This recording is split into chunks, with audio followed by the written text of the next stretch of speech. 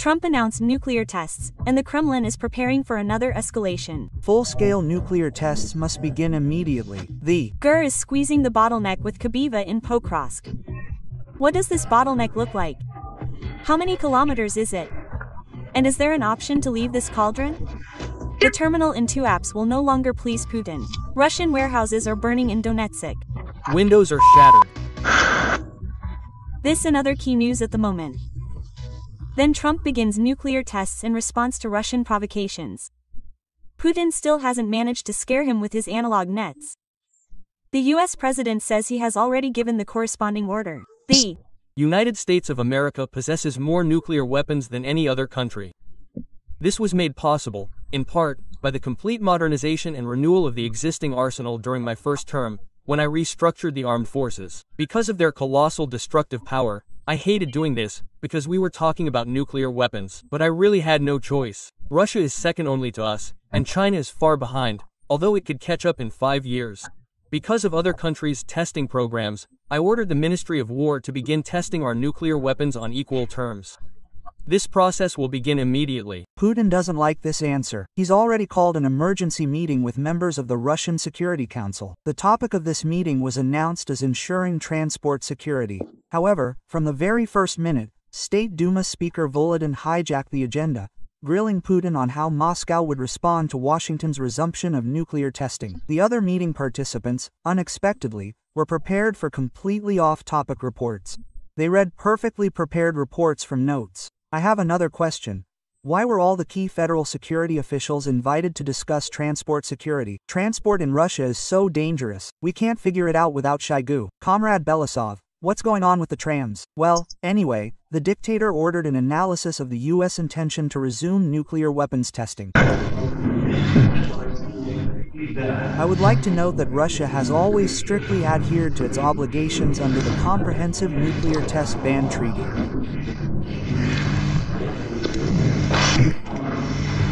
We have no plans to deviate from these obligations.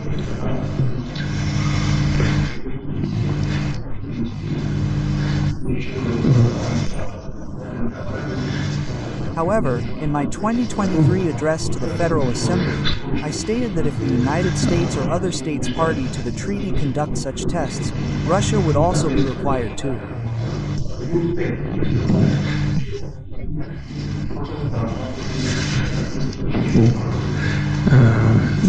take appropriate retaliatory measures.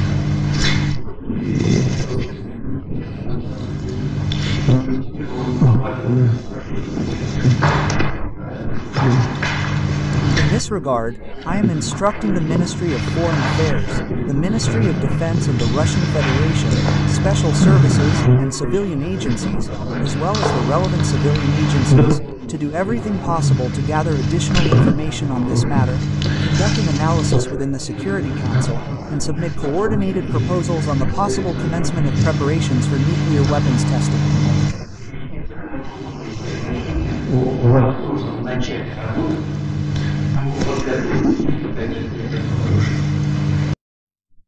Russia is ostensibly adhering to its obligations under the Deterrence Treaty, but must take appropriate retaliatory measures if other states party to the defunct treaty conduct nuclear tests.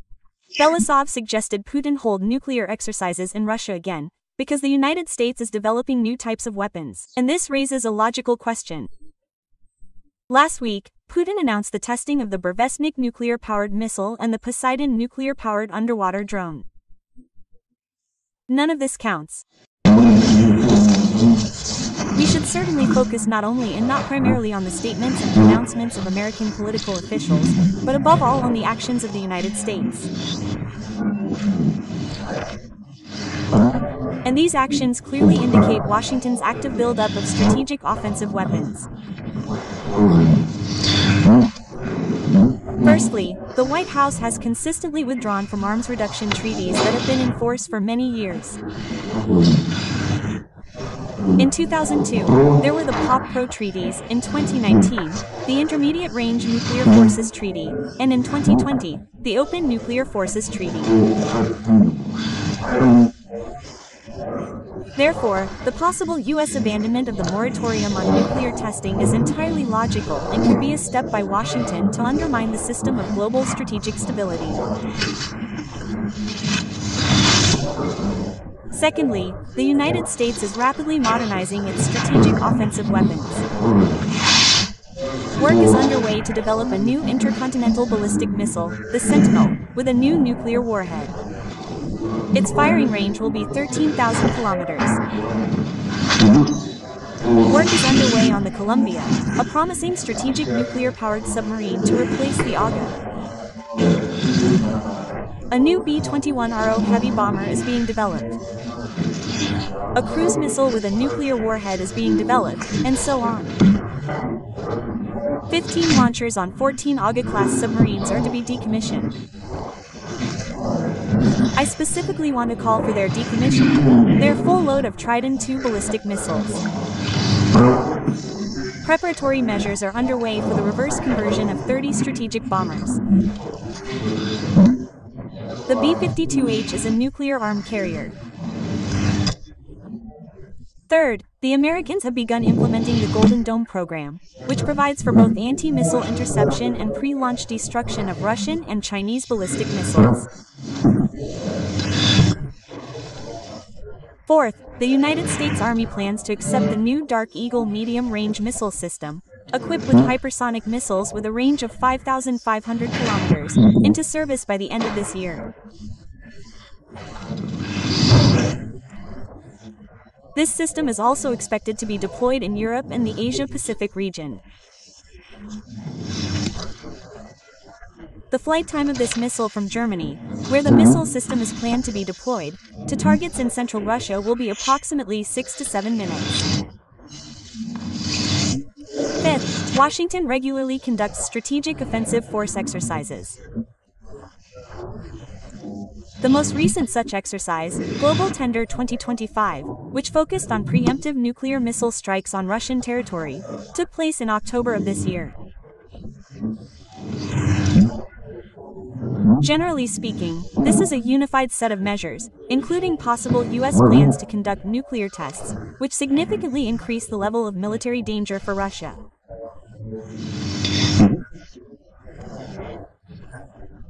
It follows that we must maintain our nuclear potential and readiness to inflict unacceptable damage on the enemy under any circumstances and act appropriately in response to Washington's actions in the interests of guaranteeing our country's security. Given the above, we believe it is advisable to begin preparations for full-scale nuclear tests immediately. The ready forces of the central test site on the Novaya Zemlya archipelago make it possible to ensure its execution within a short time frame. From October 23 to 29, Russia carried out a series of demonstrative nuclear actions. Putin personally launched Yar's ICBM from Plesetsk toward Kamchatka, essentially heading toward the United States. 3 days later, he announced the successful test of the very same Burevestnik nuclear-powered cruise missile, which the American early warning system did not detect. The Norwegians also confirmed this launch. I told you about it. On October 29, Putin announced the test of the Poseidon nuclear-powered underwater drone. And today, he threatened to resume nuclear tests. A clear, albeit still verbal, step toward escalation. For those interested, the U.S. last tested nuclear weapons in 1992. After that, the country continued testing their delivery systems. And in Russia, the last known nuclear explosion occurred in 1990. Trump's statement was a reaction to a series of statements by Putin about new weapons, but we will ignore that. And now Belousov is already declaring that he considers it expedient to immediately begin preparations for full-scale nuclear tests. Peskov admitted that Russia had been preparing for this moment for a long time. We understand that it is impossible to develop such sophisticated technologies as our new one in just a few years. This work began long before that. We are not participating in any state negotiations. You know that our nuclear triad has been updated. These are essentially the newest nuclear forces in the world. So, a lot of work has been done to reliably guarantee our security, and the fact that it needed to be reliably guaranteed the correctness of the decisions made long ago is confirmed by the situation we see now.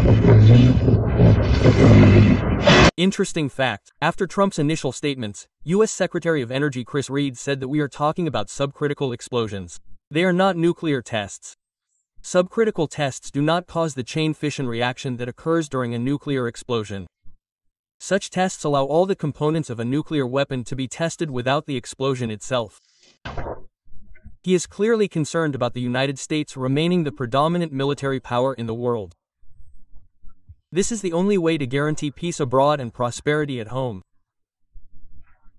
He hears the announcement, sees what is happening in the world, and wants to convey to everyone, America will lead. We will do everything necessary to lead this. Many people have many questions about how all this will work.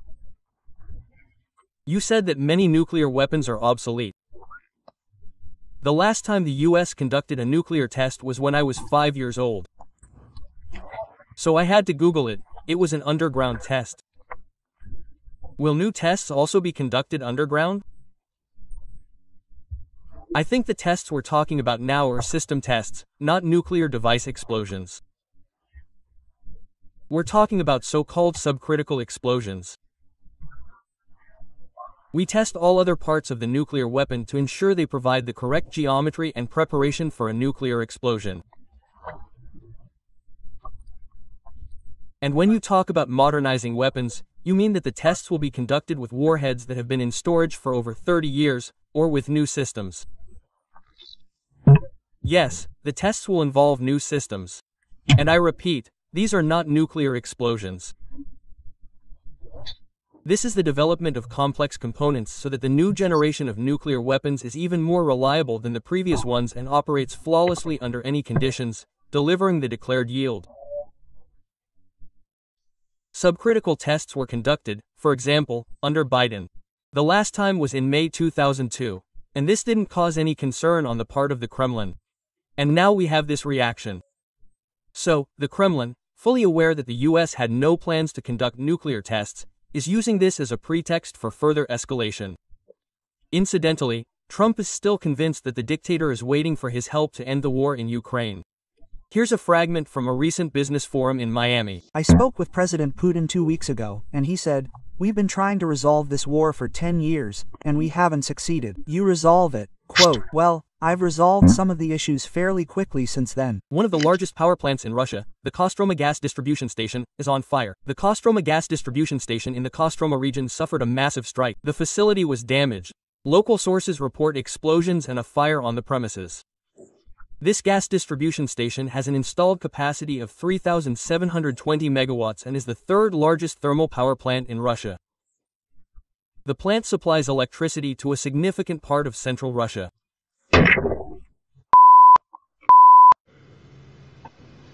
They were the ones that initially flew into one of the pipes, which is now closed. In short, they stuck it there first, then figured out where all the pipes were. In fact, it should be honest. Incidentally, after SBU drone strikes, the Russian port of Tuapse halted fuel exports. According to Reuters, production was halted due to damage to port infrastructure. All vessels at the port left their berths and anchored at sea. During the attack on the offshore oil terminal, at least 5 SBU drones hit their target. The strikes resulted in a tanker catching fire, and at least 4 oil handling equipment used to load and unload the vessels were disabled. In occupied Donetsk, they're reporting a powerful strike on ammunition depots with secondary detonation. Locals say something like this hasn't happened in a long time, clearly missiles. Madyar, commander of the Unmanned Systems Forces, writes that yesterday a Shahed storage and launch base in Donetsk was hit, and that missiles were indeed used in the attack on the depot. My glass shattered.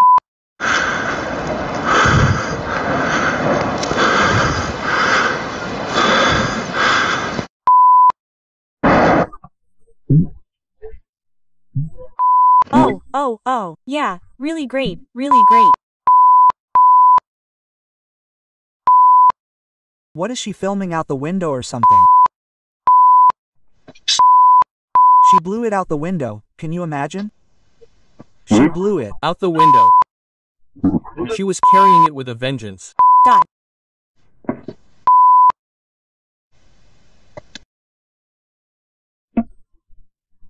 Germany is planning to allocate a record €11.5 billion in aid to Ukraine in 2026. This is €3 billion more than the €8.5 billion allocated for the current year, Reuters reports, citing sources in the German government.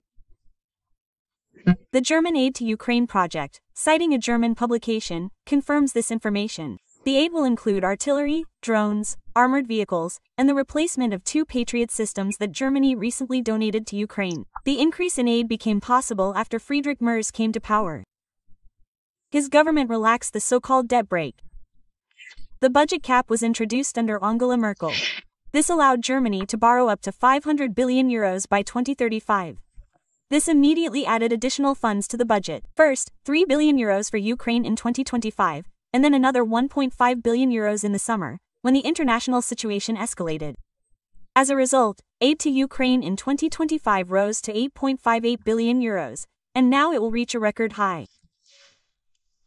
Russia is already supplying Venezuela with weapons for the war with the United States. First Deputy Chairman of the State Duma Defense Committee Alexei Zhuravlev stated that Moscow supplies Caracas with a wide range of weapons, from small arms to aircraft, and did not rule out the transfer of the latest Oreshnik system. He emphasized that the volumes and details of the supplies are classified, so the United States can expect surprises. The Venezuelan Air Force, he stated, is primarily equipped with Russian Su-30 Mk2 air defense systems, which allegedly makes the country one of the strongest in the region. Venezuela also previously received S-300VM, Panzer S-1, and Buck M2 air defense systems. As a reminder, according to the Washington Post, Caracas has requested a new air defense system from Moscow, repairs to fighter jets and radars, and logistical assistance, while simultaneously negotiating with China and Iran for drones and electronic warfare systems. Meanwhile, the United States has stepped up its military activity in the Caribbean region. At the direction of Donald Trump, a large naval force of 16,000 troops, the aircraft carrier Harold Ford, submarines, and F-35 fighter jets have been deployed.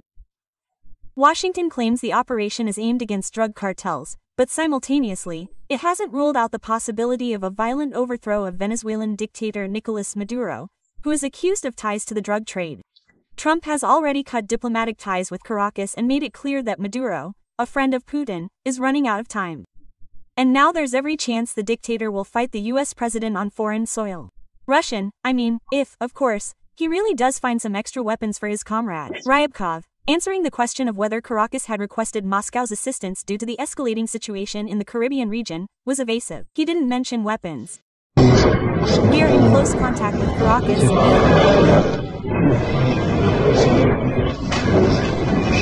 specialists working on our cooperation issues are present in various agencies. We are keeping all channels of communication open. We stand in solidarity with the nation.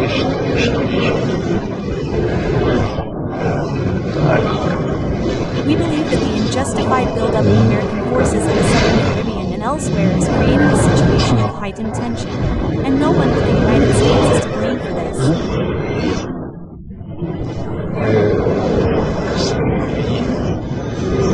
The U.S. side is doing everything possible to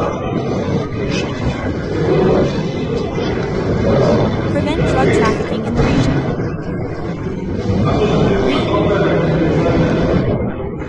We refer you in this regard to the relevant UNODC reports.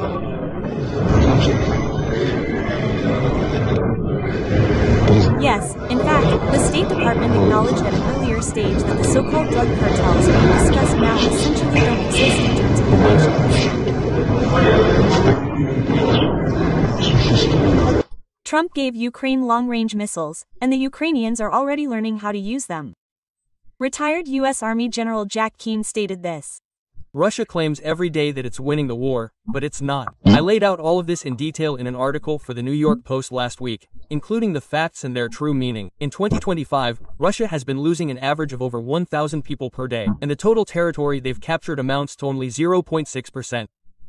This year, over the past 2 years, all Russian attempts to launch an offensive and occupy all of southern Ukraine have failed miserably. Despite Russia's claims of daily success, they've gained only 1% of their territory during this time. Since 2022, when Mariupol was occupied, Russia hasn't captured a single major city. So this is a Russian narrative, and we tend to accept it, even though it's exaggerated and completely false. Regarding missiles, President Trump has reinforced Ukraine with long-range missiles, with a range of approximately 400 to 450 kilometers. Ukrainians are currently being trained to use them. Trump is also adding air defense systems to Ukraine, Patriot batteries, which are desperately needed to protect civilians. After all, Putin long ago took the war to a new level, attacking civilians. I don't think the Tomahawk missile issue is completely resolved.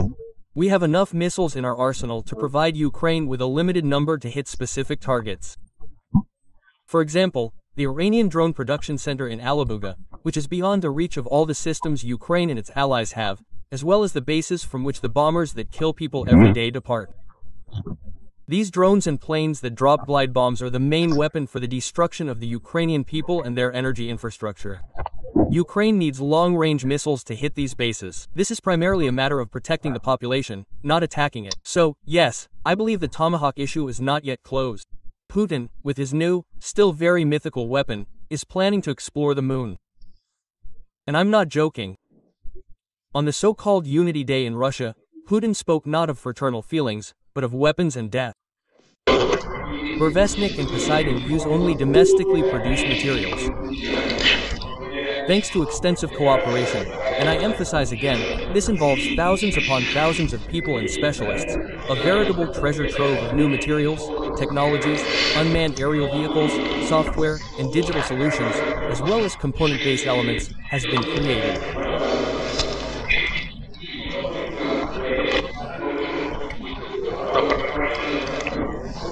Their use will enable us to achieve breakthroughs not only in the defense industry but also in many civilian sectors while implementing a number of priority national projects and programs, including small-scale nuclear power, the creation of power plants for the Arctic zone, and the exploration of deep and near space, including power supply for the heavy-lift spacecraft we are currently developing and working on, as well as for a promising lunar station.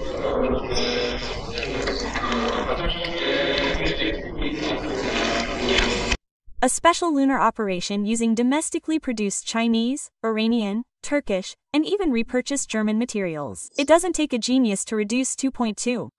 If the Russian Federation can't afford even simple motors in a drone or a kebab, and we see foreign components even there, then what kind of breakthrough nuclear technologies are we talking about?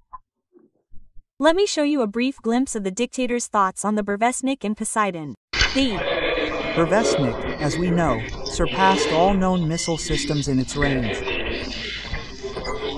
It has high target accuracy, hitting its target precisely and confidently at a predetermined time.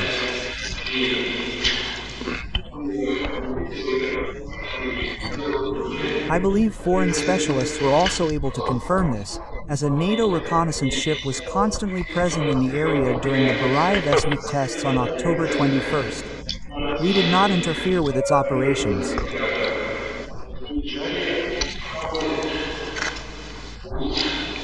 Let them see and discuss. Work on the Poseidon submersible is closely linked to the development of the Burevestnik. The technologies and technological innovations used in them are largely unique and complement each other. Of course, Poseidon's creators also had to solve specific problems associated with operating an underwater system.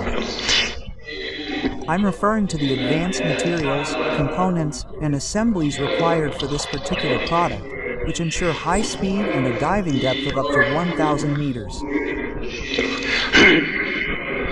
As for speeds, they are many times faster than all modern surface ships.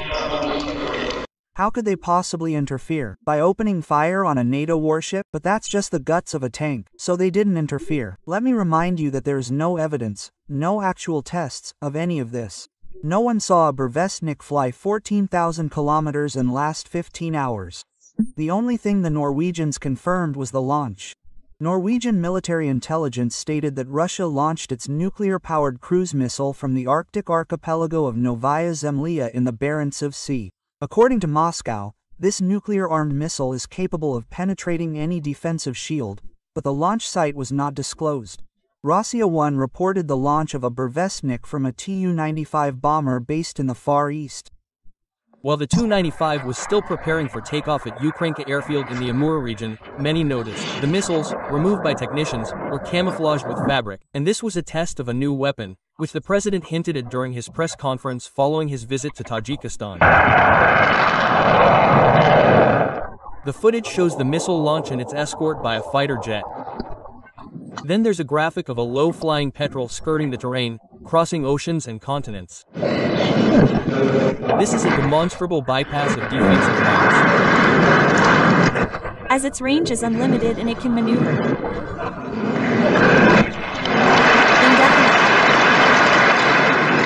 As you can imagine, no one else in the world has anything like this yet.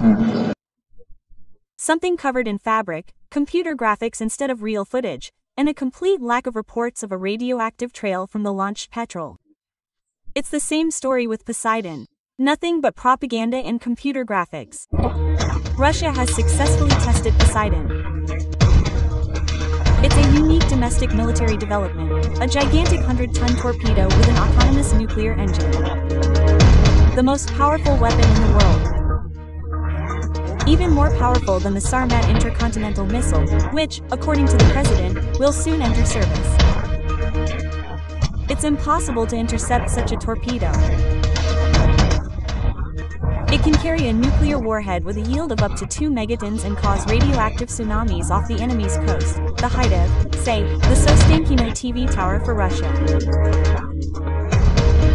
The emergence of such advanced systems as the Poseidon, the Rovesnik, and the Sarmat. This is a huge success. Putin has clearly been sending, and continues to send, his signal to Washington. But Trump wasn't afraid.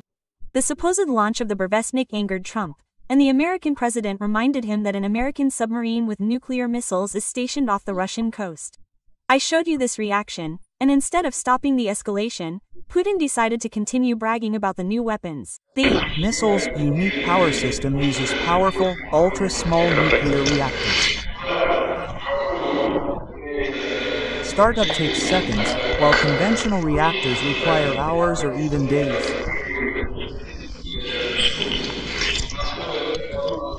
A new generation of weapons is already being developed based on such power plants. Moreover, development has begun on the next generation of nuclear-powered cruise missiles. Their speed will be more than 3 times the speed of sound. And in the future, they will even become hypersonic. And the funniest thing is that, according to Peskov, the test of a nuclear-powered cruise missile and an underwater unmanned vehicle with a nuclear propulsion system are not nuclear tests, saying Washington has nothing to worry about at all. President Trump mentioned in his statement that other countries are engaged in childish nuclear weapons testing. Until now, we haven't heard of anyone testing anything. If you're referring to the Rovesnik test,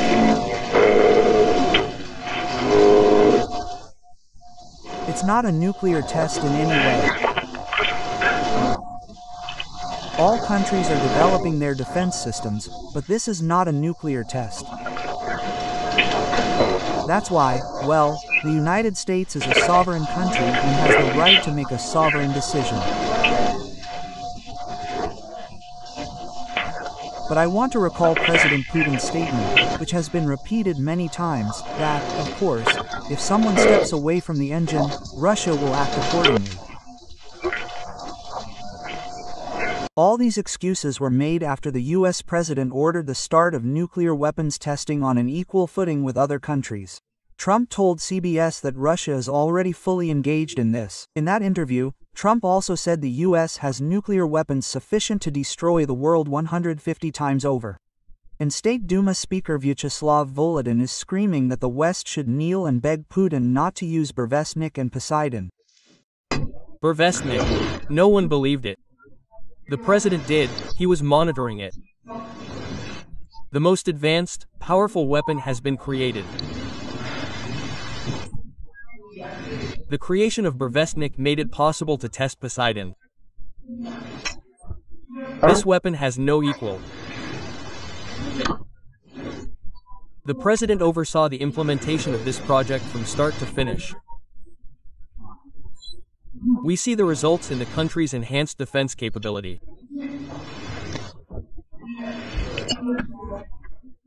And today, those who harm us abroad should be ready to bow to our Supreme Commander-in-Chief.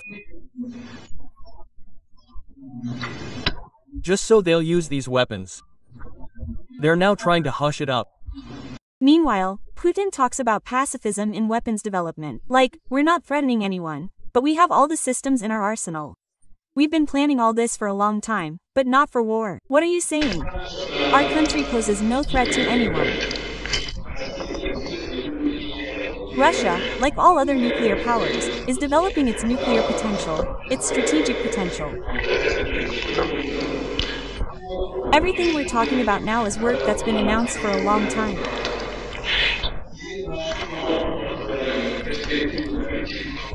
All our plans to create advanced weapons systems, to develop the defense industrial complex, to provide the Russian army and navy with modern equipment and weapons are being fulfilled, with the aim of creating and deploying the latest avant-garde strategic missile system.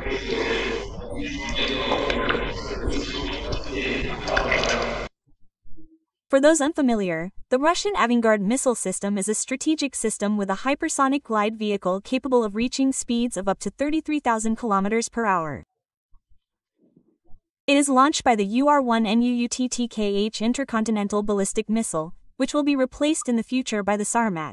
That same one. We'll talk about it later. After reaching a suborbital altitude of approximately 100 kilometers, the missile re-enters the atmosphere, accelerates, and is capable of maneuvering in altitude and course, making it extremely difficult to intercept. According to the Russian military, the avant-garde is capable of carrying both nuclear and conventional warheads with a yield of up to 2 megatons. Its airframe is made of composite materials. Its length is estimated at 5 to 7 meters, and its range exceeds 6,000 to 10,000 kilometers. Thanks to its guidance system, the missile can change its flight mission and target assignment even before launch. Moscow positions the avant-garde as a response to the development of Western missile defense systems capable of intercepting conventional intercontinental ballistic missiles. Even before reaching its target, the system was first accepted into service in 2019.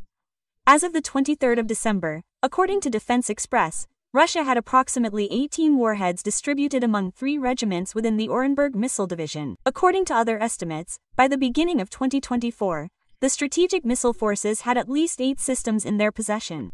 Western sources believe the avant-garde can be used to strike critical targets, enemy air and missile defense systems, command posts, nuclear infrastructure, and even operational targets. However, many military experts view claims about its capabilities with, well, caution and disbelief, to put it mildly. Former spokesman for the General Staff of the Armed Forces of Ukraine, Vladislav Seleznev, noted that at the speeds claimed by Moscow, the surface temperature of the block exceeds 2,000 degrees Celsius, and the metal should simply disintegrate, so the reliability of the characteristics is questionable. Nevertheless, the Russian military continues to re-equip units with avant-garde systems and calls the system a key element in the modernization of the country's strategic arsenal, emphasizing its uniqueness and uniqueness worldwide. Well, as usual, we created and deployed the Orshnik medium-range missile system and began serial production. We've equipped our intercontinental ballistic missiles and submarine-launched missiles with modern anti-ballistic missile systems.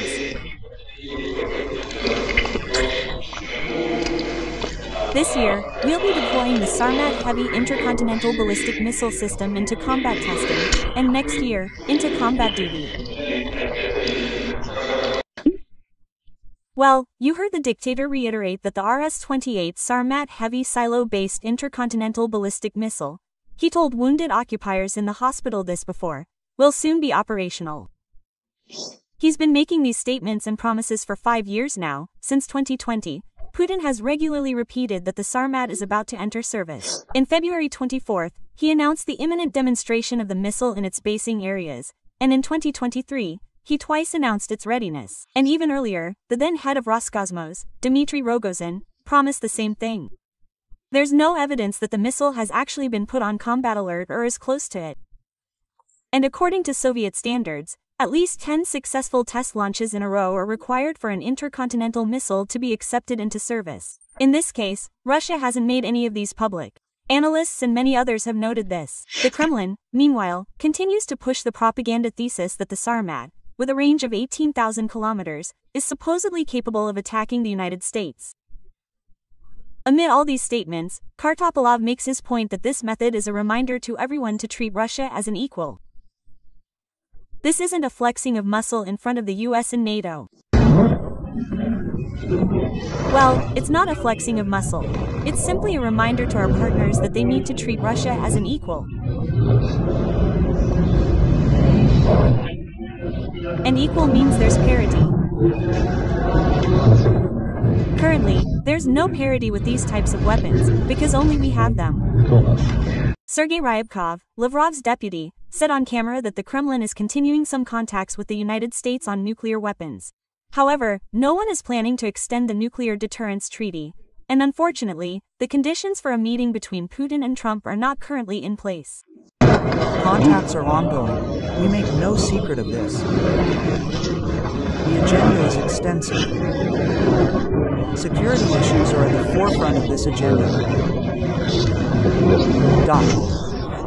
The New START treaty has already been extended for 5 years. The treaty does not provide for a second extension for any period. That's one side. On the other hand, we suspended the treaty.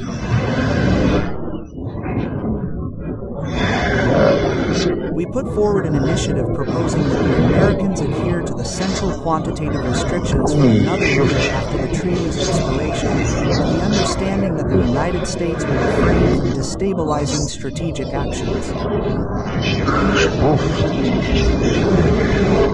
In other words, there can be no talk of extending the treaty's space. The treaty itself does not currently provide for this. Any agreement at any level requires in-depth preparation and careful consideration of all aspects. As of today, neither the first nor the second condition for organizing this meeting has been met. The foreign policy agencies are actively working on everything related to the substantive aspects of this type of contact. And at this stage, our most important task is to ensure that the framework outlined by the presidents when they met in Cambridge in mid-August is fully fleshed out. Pokrovsk is holding out. A joint operation by the main intelligence directorate of the Ukrainian armed forces is underway in the city. Ukrainian units are stabilizing the situation and cutting off enemy supply routes. Helicopters are delivering reinforcements, and ground units are advancing and consolidating control over key areas. The main intelligence directorate has released unique footage of combat operations by fighters from Timur's Special Forces unit in Pokrovsk, Donetsk Oblast, on the front line. According to intelligence, fierce fighting is underway with the Russian occupiers. Following a successful airborne operation, the main intelligence directorate's special forces, who had occupied certain positions, established a ground corridor and were joined by additional special forces. Combat work continues aimed at eliminating enemy attempts to expand fire influence on logistics.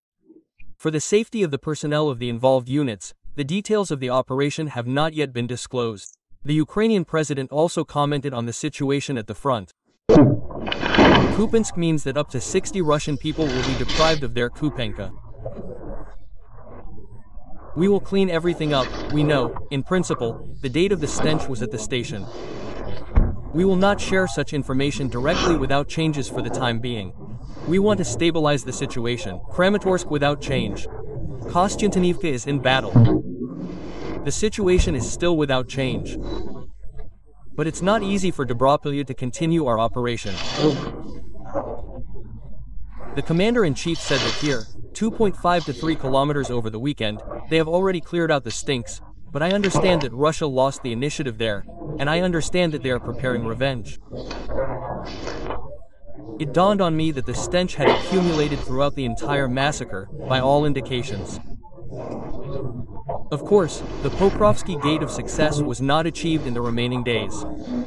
December 20th, 6:30%. Of all combat operations at the front are taking place in. Why are 50% of the cabs used? In Pokrovsk, it's not easy, because we understand how our people are doing.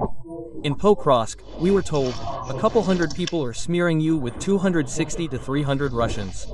Meanwhile, Russian propaganda is completely confused. Do they have an encirclement or a cauldron there? How many times has anyone broken out and where? In short, it's difficult to count Putin's imaginary victories. We understand that. Official Kyiv officially denies the cauldron. What's really going on in Krasnoarmeysk? What does this bottleneck look like? How many kilometers is it? 2, 3, 4.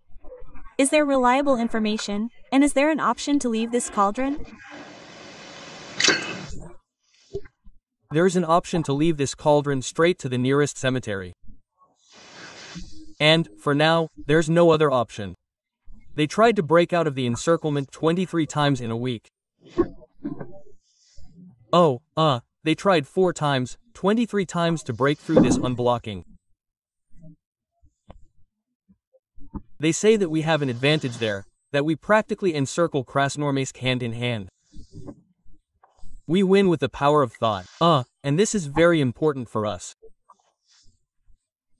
This is very important, because we have essentially come a long way, from an absolutely peaceful army in 1922 to the best army in the world in 1925.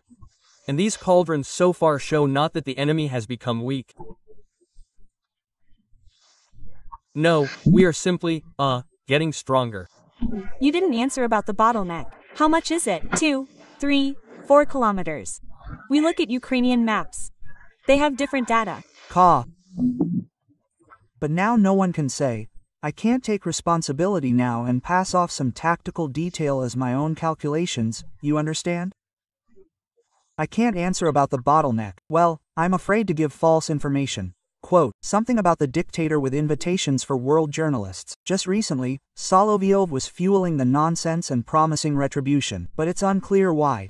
This time, Moscow has repeatedly stated that only a sustainable peace based on addressing the root causes of the conflict is acceptable. A temporary ceasefire in certain areas is possible. Our Supreme Commander-in-Chief ordered the Ministry of Defense to ensure unimpeded passage for foreign journalists, including Ukrainian ones, in the areas of Krasnoarmeysk, Dmitrov, and Kupiansk. Kyiv immediately began threatening Kupiansk with criminal prosecution for violating Ukrainian law. The hysteria is uncontrollable. So, it's clear that Ukraine is vehemently opposed to allowing foreign journalists to bear witness to what's happening. That's why you're Nazis, both Ukrainian and German. Don't worry, there will be a response, and it will be terrifying. The UK has donated a new batch of Storm Shadow cruise missiles to Ukraine, which can deliver precision strikes against targets at significant distances, including, of course, targets within Russian territory. This was reported by Bloomberg, citing sources familiar with the situation. The delivery is not being publicly announced, and the British government has not yet disclosed either the volume or the timeframe for the arms transfer. London's decision was a response to Russia's intensifying attacks on Ukrainian infrastructure ahead of the winter season. The Storm Shadow cruise missiles, as a reminder, are a joint development between the UK and France. They have a range of over 250 kilometers, and their guidance system allows them to evade modern air defense systems. Ukraine began using these missiles back in 2023, employing them for precision strikes against Russian ammunition depots, command posts, and logistics routes in the occupied territories. According to Bloomberg, the new shipment of weapons is part of an ongoing military support program aimed at bolstering Ukraine's long-range capabilities in the coming months. It is also a demonstration of the West's resolve to support Kyiv for as long as necessary and a signal to Moscow that attempts to wear down Ukraine's allies are not working. The agency's sources note that the transfer of Storm Shadow is part of a broader strategy in which London, as well as other NATO allies, are seeking not only to replenish Ukraine's stockpiles but also to expand production of modern weapon systems. Meanwhile, the Russians are boasting about the production of new Su-35 aircraft, which can carry Kabas and X-class missiles. The exact number is unknown, but pilots of the occupation army have already expressed gratitude for the effective armament. Rostec says the Su-35 can achieve air superiority and destroy ground and surface targets day and night, even in adverse weather conditions. And as part of the implementation of the targets set by the Russian Minister of Defense for the delivery of highly sought-after weapons and equipment to the troops, crews of the aerospace forces have accepted the Su-5S aircraft. First and foremost, I would like to express my gratitude to the representatives of the factories and to all those involved in the assembly and preparation of the aircraft for their remarkable professionalism. The Su-35 has proven itself to be a reliable aircraft system, capable of accomplishing virtually any task assigned to tactical aviation during a special military operation. Aircraft come first, of course, but Moscow television is already showing programs proposing to cede Donbass to Ukraine, along with a number of other territories that Russia has so far tried and failed to capture. Things are moving toward Russia finally agreeing to a so-called deal. A deal always involves compromise, and a compromise involves retreating from previously stated goals and intentions. Apparently, we're in for it. We'll likely be forced to compromise some of our objectives. The Great Patriotic War happened, and we were already in Berlin about 4 years later. Where are we now? Something flew into a Lukoil oil refinery in Kaystovo, Nizhny Novgorod Oblast, Russia. Russian video captured bright flares over the city. Eyewitness footage also captured the fire that erupted after the attack. The investigators analyzed the footage and concluded that the photos were taken in the village of Novolykieva. According to the analysis, the fire originated somewhere in the southeastern part of the industrial zone, where two oil refineries, Sibirgstova and Lukoil Nizhegorod Neft Synthez, are located. They are located in close proximity to each other. The Kaystovo petrochemical plant, according to its website, produces ethylene, propylene, benzene, and a number of hydrocarbon fractions. However, Ukrainian media reported that it also produces components for explosives. According to media reports, Lukoil Nizhegorod Neft Synthez is one of the leading refineries in the Russian Federation. According to journalists, the refinery is important for supplying the Moscow region. The installed capacity for primary oil refining is approximately 17 million tons per year. The plant produces more than 100 different products: automotive, aviation, and diesel fuel, as well as petroleum bitumen, paraffins, and other products. Damn, the whole sky there is just red.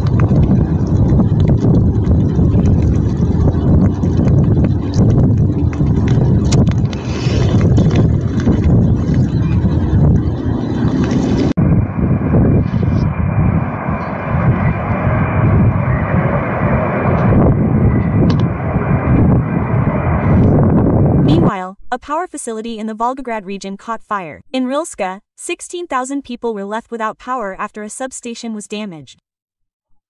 Local media reported power outages, explosions over Borisogolbisk and the Voronezh region, and explosions over Lipetsk. Sterlitomak in Bashkortostan is smoking after several loud explosions. Local authorities are reporting trouble at the petrochemical plant, but the cause is still unknown. Sterlitomak petrochemical plant is one of Bashkortostan's key chemical industry enterprises, whose products are used, among other things, in the defense industry. The plant produces synthetic rubbers, pre-preg, and other materials used in the manufacture of equipment and components for the army and the military-industrial complex. Local authorities claim the explosion occurred in the plant's water treatment plant. According to preliminary information, a building partially collapsed, and 5 people were in the workshop at the time of the incident. That's a siren over there, saying something on the radio. On the radio. Oh, I can hear it. Stop, quiet. Don't drop Misha there. Where is he? There, saying something there. There's smoke. What's going on, apparently? We'll take a walk there now, apparently. Everyone's heading there.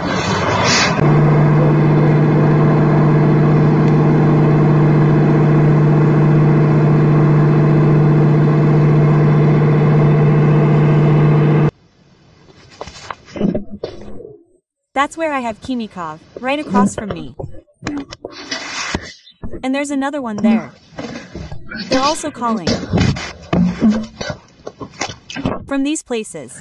And there's another house over there. Later, the head of the city administration, Shamerdanov, wrote about a terrorist attack and the heroic work of Russian air defense.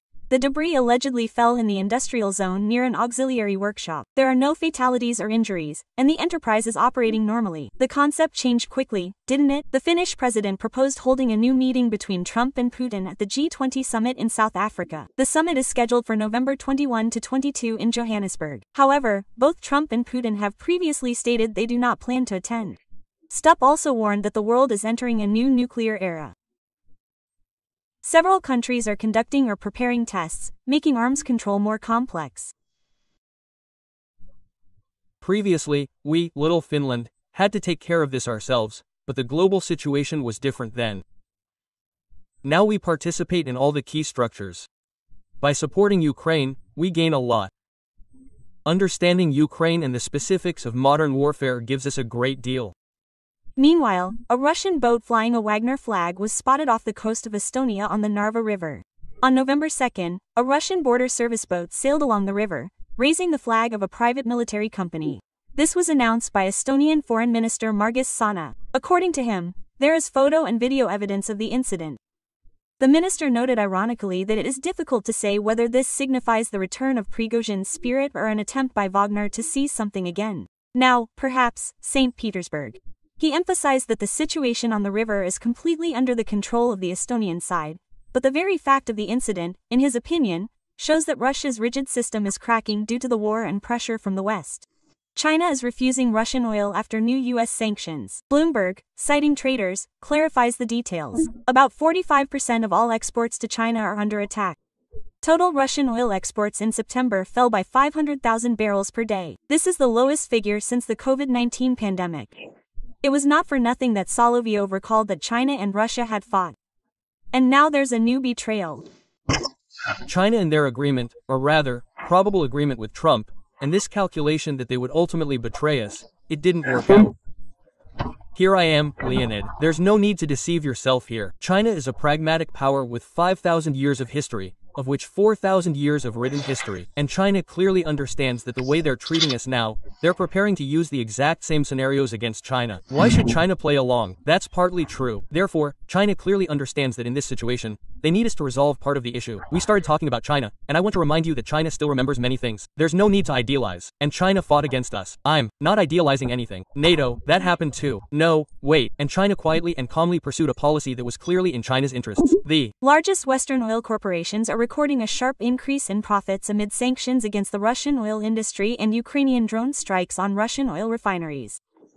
According to financial statements, for the third quarter of 2025, the combined profit of Exxon, Chevron, Total Energies, and Shell increased by more than 60% compared to the previous quarter. American Exxon and Chevron increased their profits by 35% and 54%, respectively. French Total Energies grew by almost 77%. And British SL posted a record growth of more than 4.2 times.